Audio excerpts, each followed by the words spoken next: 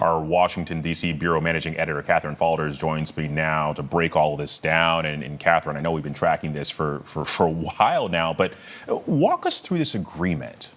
Yeah, and what was interesting about those comments you just played from the president, by the way, remember last week when we were talking about this, when it was not clear at all that Senators Tillis and Cornyn were going to vote for Blanche, they were saying, well, there's somebody at the White House. It seems like the White House is standing in the way here of some written agreement, and there's some unnamed advisor. So it was interesting to hear the president say that he doesn't really know what's been agreed to. In any event, I'm told by sources that they negotiated through the weekend to get to this deal, if you will, that culminated in the release of just two papers, frankly, by the acting Attorney General, Todd Blanche, one that was basically a statement and the other that codified the fact that this fund would no longer exist and then narrowed the scope, if you will, of that immunity portion of the IRS agreement that was in the settlement, which is something, by the way, that Cornyn specifically was asking for. Now, the question here remains does this really put everything off the table? I want to play some sound, actually, from Senator Cornyn reacting to this today. Okay.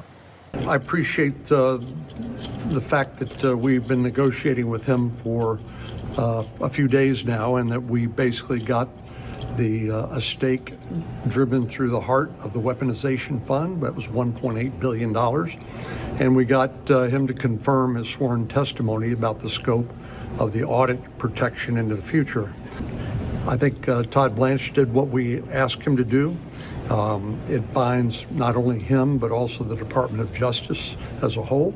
And so I think that satisfies my demands, and we're ready to proceed with the markup tomorrow. Senator satisfies Cornyn's demands and Tillis's demands to have that vote proceed out of the committee, but Todd Blanche still needs a whole Senate floor vote, and there are still other senators who are on the fence about him. Yeah, that's a really good point. And just for viewers, Tillis and Cornyn are the two Republicans that we're holding out. But I'm curious, what stands out to you about the president's support for Todd Blanche here?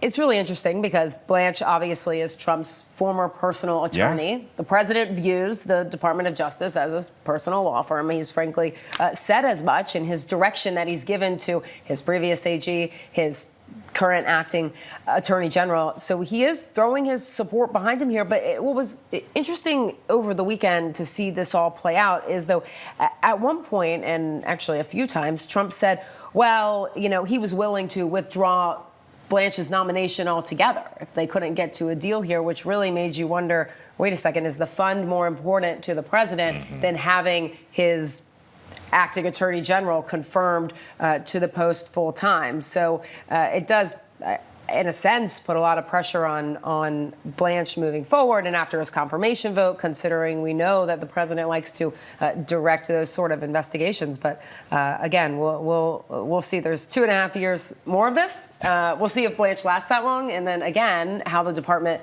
moves forward under him. Well, I know the Senate has a little bit of a time constraint this week, still being here in Washington. So I know you'll be tracking it for us. Katherine Faulders for us. Thank you so much.